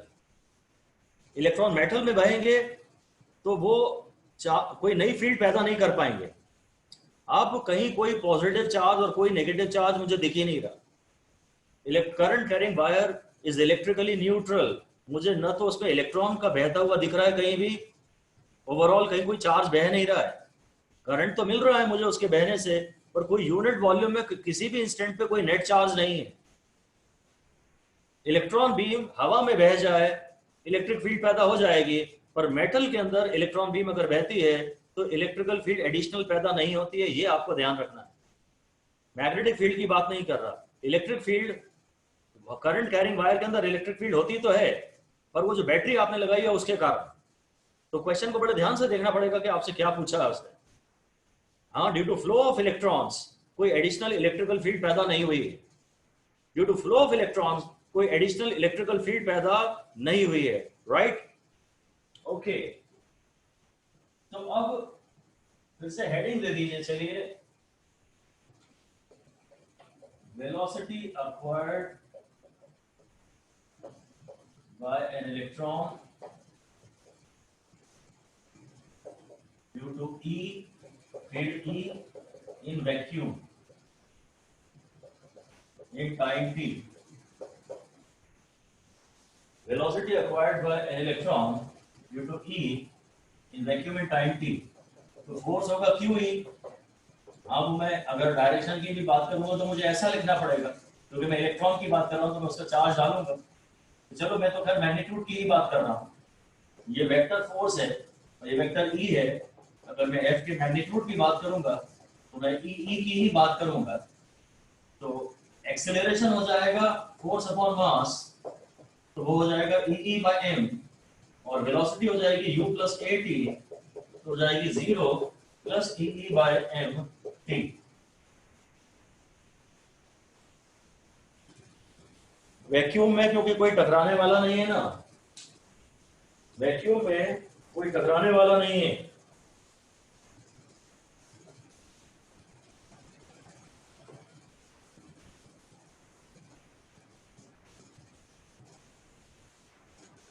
तो अगर टी बढ़ता जाएगा ना, अगर टी बढ़ता जाएगा तो वेलोसिटी भी कंटिन्यूअसली बढ़ती जाएगी।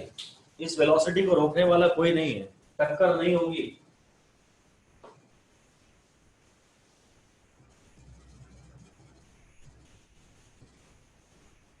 और ऐसे ही इसके आगे लिख दीजिए अगला के discuss the above in inside a metallic wire.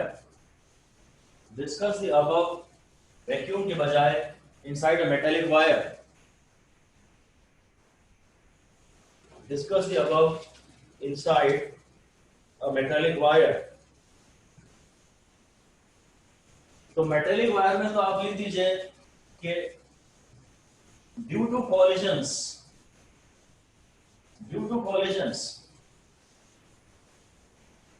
electron is able to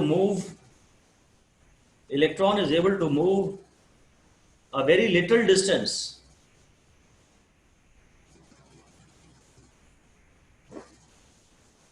between successive collisions। बहुत ही छोटा डिस्टेंस वो चल पाता है, बहुत थोड़ा डिस्टेंस चल पाता है।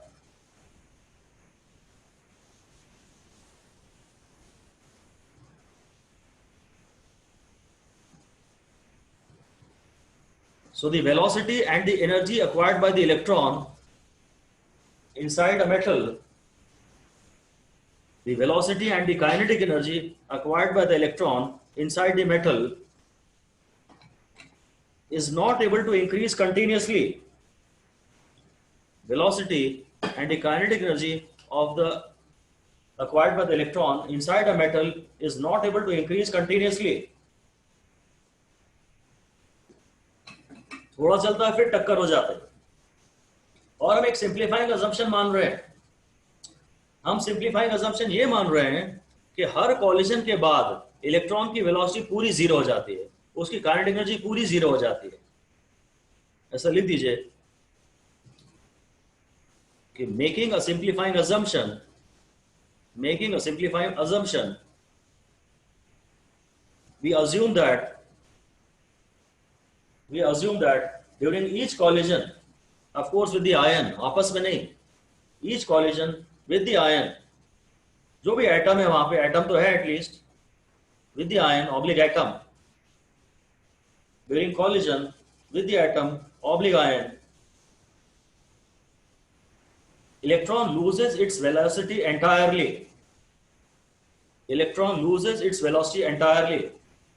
and then starts its journey afresh,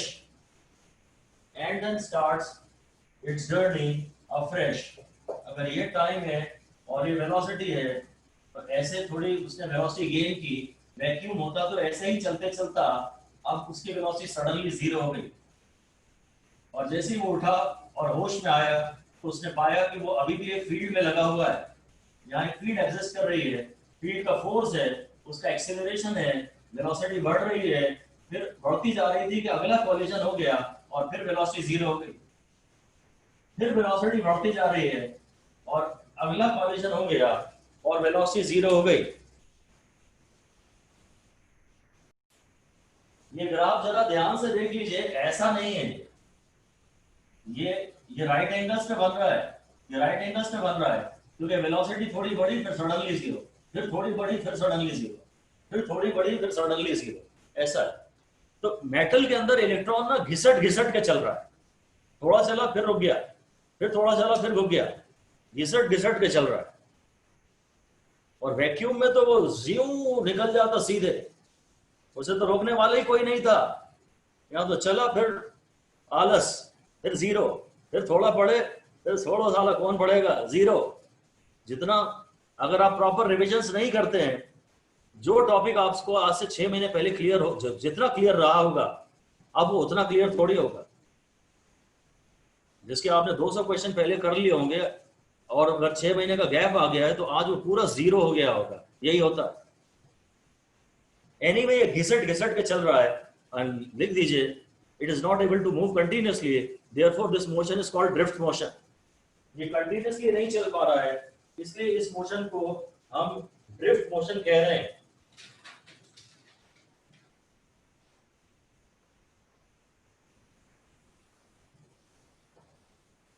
और एक बार फिर डिस्कशंस में आसानी के लिए हम यहाँ ये मानना पसंद करते हैं, हम कोई एग्जैक्ट फिजिक्स तो पढ़ नहीं रहे हैं, हम अभी अप्रोक्सीमेशन कर रहे हैं, सिंप्लीफाइड फिजिक्स पढ़ रहे हैं। इसलिए हम ये मानते हैं कि अगर आपने वायर के अक्रॉस एक बैटरी लगाई है और उस बैटरी ने पोटेंशियल डिफरेंस मेंटेन किया है और इस पोटेंशियल डिफरेंस के कारण वायर के अंदर इलेक्ट्रिकल फील्ड कंटिन्यूअसली एग्जिस्ट कर रही है, तो हम ऐसा डिस्कशन करने के बजाय एक एवरेज वेलोसिटी की बात करते हैं। लिख दीजिए for simplicity we assume that electron is moving inside the current carrying wire, electron is moving inside the current carrying wire at a constant velocity, at a constant velocity. अगर बहुत velocity is displacement upon time, if an electron undergoes displacement L over a long interval of time t, ये Vd लिख लेता हूं, if an electron undergoes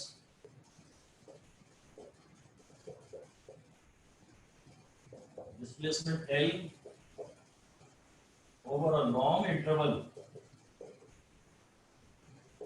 T, तो मैं drift velocity को displacement upon time कहना चाहता हूं। मैं अब ये भी कहना चाहता हूं कि मेरे इलेक्ट्रॉन में अब फील्ड की वजह से, अगर आपने बैटरी लगा दी है तब इलेक्ट्रॉन में डायरेक्टेड मोशन हो रहा है। जब ये आइसोलेटेड था, जब बैटरी नहीं लगाई थी तो उसमें रैंडम मोशन हो रहा था। अब इलेक्ट्रॉन एक डेफिनेट डायरेक्शन में चलेगा और धीरे धीरे धीरे करके ही सही, और उसमें एक टाइम टी में एक अच्छा खासा डिस्प्लेसमेंट हो जाएगा। लिख दीजिए कि when a battery is connected across a wire, when a battery is connected across a wire, electrons undergo directed motion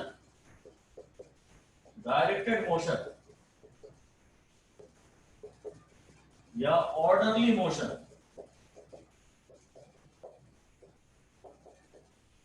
in a definite direction,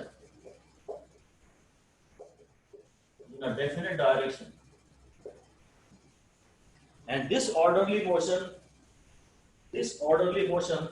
constitutes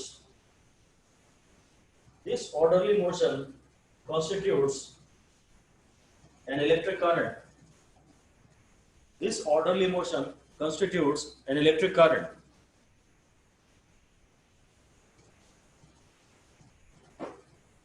ठीक है, मतलब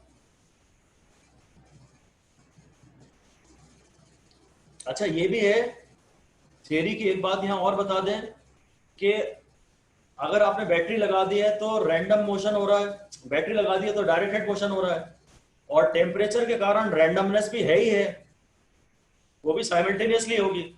ऐसा हेडिंग दे दीजिए आप, resultant path of an electron, resultant path of an electron inside a current carrying wire, resultant path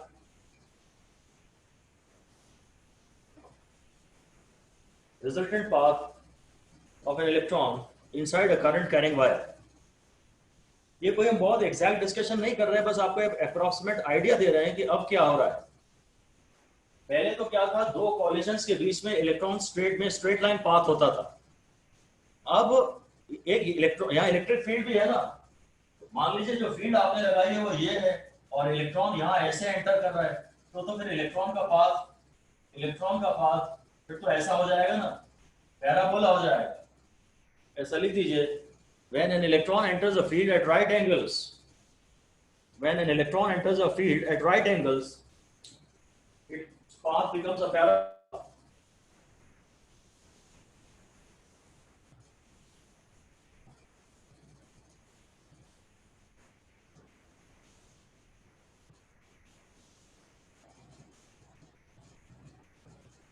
ठीक है, अब मतलब यहाँ पे यही है कि अब दोनों चीजें हैं। अगर आपने बैटरी लगाई है तो आप रूम टेम्परेचर पे ही तो सर्किट बनाए हैं ना, तो जो रूम टेम्परेचर का असर होना था वो तो अभी भी होगा ही ना। लिख दीजिए, in the circuit being used at room temperature,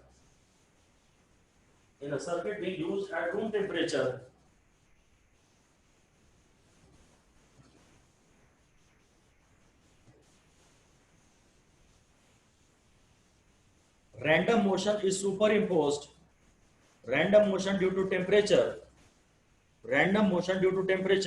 is superimposed, random motion due to temperature is superimposed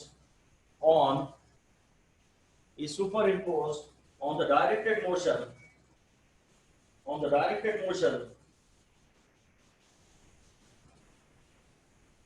due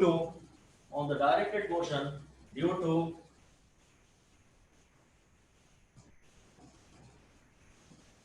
applied battery, and the resultant path is a curve। जो रिजल्टेंट पाथ है वो कर्व है,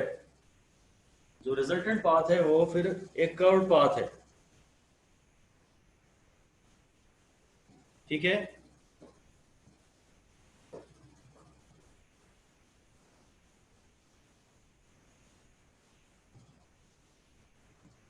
मतलब अब तक हमारी समरी यही है। ऐसा लिख दीजिए, लिखिए समरी, एक समरी लिख दीजिए।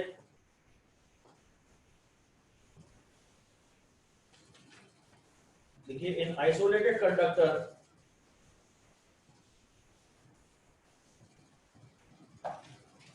नंबर 1 डाल के लिखना है आपको, इन आइसोलेटेड कंडक्टर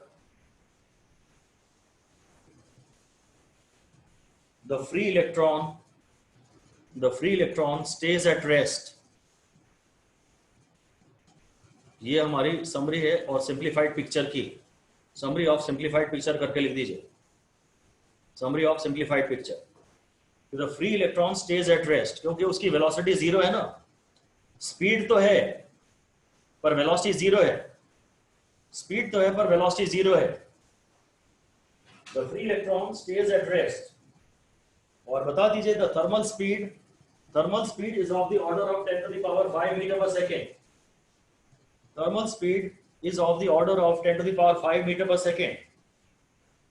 और अगला पॉइंट भी लिख दीजिए, बिटवीन टू सक्सेसिव कॉलिजन्स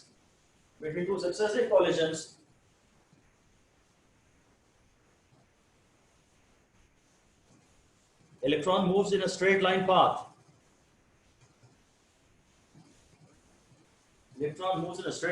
ये आइसोलेटेड कंडक्टर की बात थी, जहां सिर्फ टेम्परेचर के कारण हो रहा था जो भी हो रहा था। और नंबर 2 लिख दीजिए, when a battery is connected, जब बैटरी कनेक्टेड है तो electrons undergo directed motion,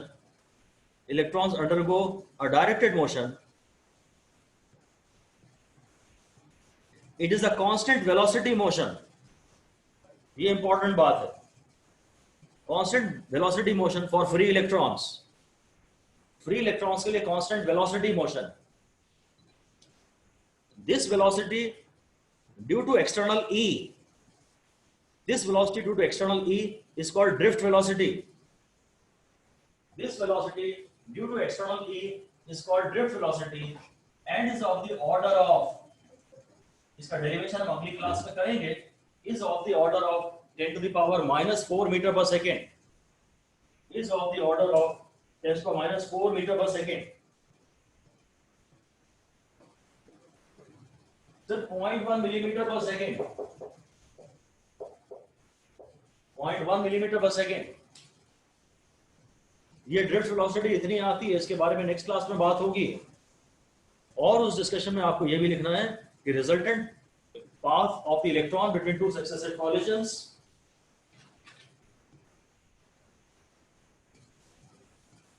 resultant path of the electrons between two successive collisions is a curved path. ये स्ट्रेट लाइन नहीं रहा, अब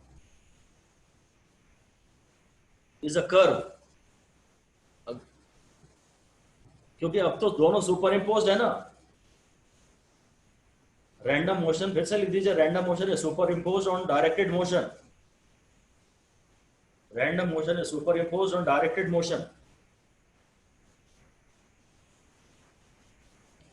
और एक और बात भी लिख दीजिए कि directedness contributes to current.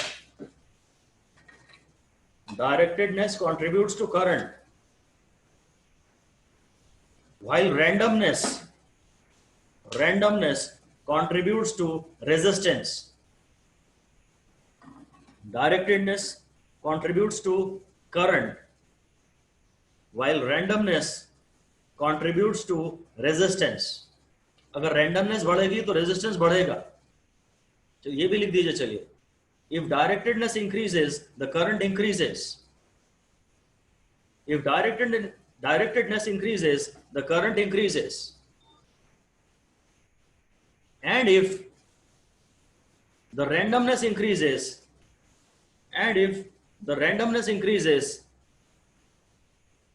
the resistance increases. If randomness increases, the resistance increases. बस इतना ही था।